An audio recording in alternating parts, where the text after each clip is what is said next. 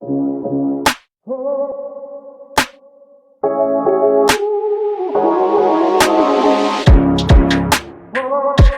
hello everyone. Today we are going to discuss about some Exchange Admin Center features and the services that where we can manage the group. So basically, in the previous video, we have already discussed about the mailboxes, how you can manage the users and add some or enable some advanced level of the services of a particular user, like archiving and litigation holds. These kind of things that you can enable it from Exchange Admin Center, but now we are going to discuss about the group sections. So M365 and distribution list we have already discussed in the previous videos.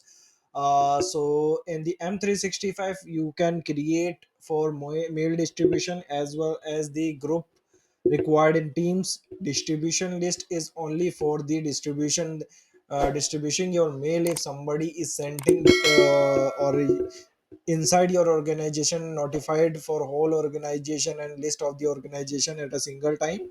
So you can create a distribution list. Now we are going to discuss about the dynamic distribution list, what exactly it is. So basically, if you want to create a particular group that can help to filter out the user based on the criteria. So you go to the dynamic distribution list. You don't need to add the users one by one. You need to set up the criteria. It will automatically enter and remove it. So this is the dynamic distribution list that you can easily use it. So if you want to create a dynamic distribution list, you just click on the add group, just select the dynamic distribution.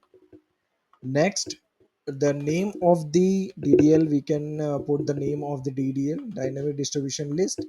Next, so what kind of the user that you want to add it over here? So firstly you need to add the admin, or you can say the owner of this group, so who can remove or change the criteria of the filtering the users to enter and exit from the group. So you can use it. So I'm just putting my mail ID in under the owner sections. Now is the criteria that you can set up the all recipient that once you have add a new user, it will automatically enter in the DDL group. But you need to create some particular rules.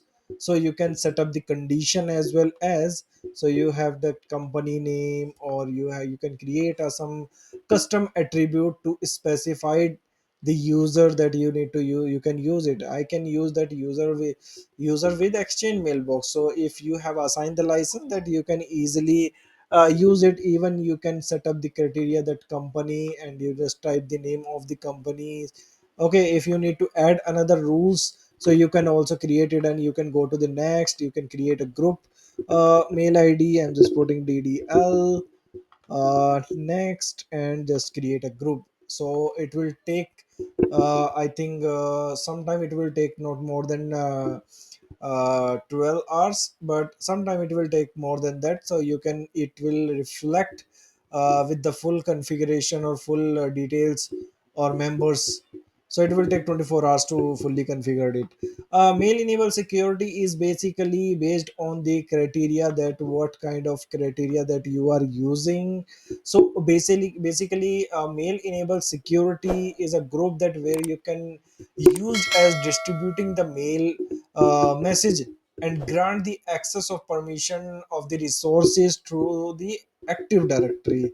So you can use it for multiple scenarios that you need to giving the access of the particular services. So you can go just same as like that. It is how you, when you create a DDL, you just put the name of the security enabled group, SAG. I'm just putting, and next, and just putting the owner name first. So I'm putting my email ID. Okay, so okay, owner, just add it. Next, and now you need to add the member of the users who want to be a part of this. It's not a manual process. It's not a automatic process, which is we have already previous created in the DDL. It's a manual process. You have to put it manually. So I'm just putting Ritik in it. Next, I just putting the mail ID of this, and now you can use the communication option that user need to, if you want to allow this group to people outside the organization to send the mail and in the main level security, or you can use the honor permissions that you can create a group. Now after the creating the group, you can easily assign in a particular on a particular resources that that group member can be easily access that resources, or through the active directory which you have created. Resources we have already discussed in the previous video that you can create rooms from there, but if you there is a multiple options to create a rooms. So basically if you need set up a virtual room, that you need to create a rooms resources directly, and use some PowerShell command to add some locations and the group name, everything that you need to enable it in the distribution list group as well. You have to create it for that easily that list of the user can easily interact with it. But sometime that organization have the conference room and set up some equipment of the Microsoft team, so they need to be enabled or connected with that equipment through this resource room. So you have to go with the add equipment resources setting. You have to create a connection between them.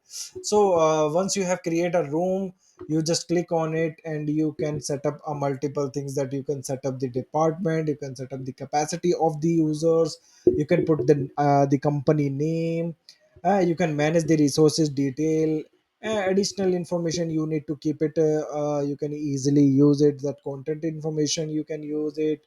And if in the going with the booking section, so booking section you can manage the booking, who can book, or what is the status that it will automatically performed.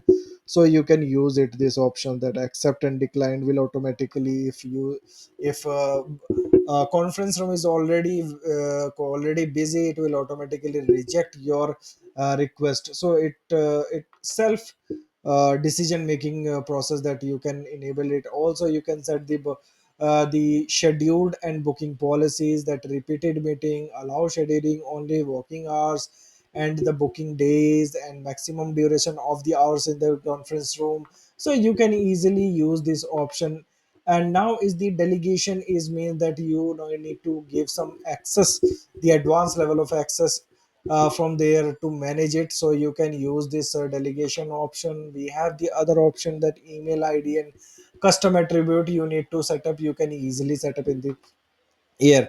But after creating a room, you have to go with uh, the you can use some PowerShell command to add or merge that particular room with the distribution group, and you need to set up the location.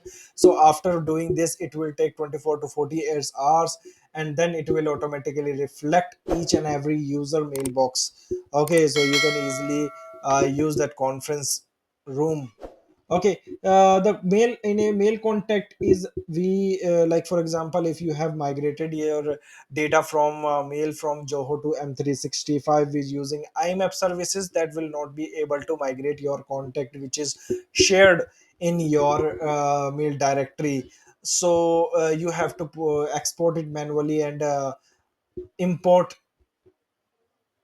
it from here. Also what you can do, you can add one by one in the context section. So once it's a global list that you can say in your organization, somebody wants to search the name of the user, they will automatically give you the list of the contact user for all the organization, and they can use it for sending and receiving the mail. Okay, so these things that you can use it to manage the datas or manage the groups and resources and contacts.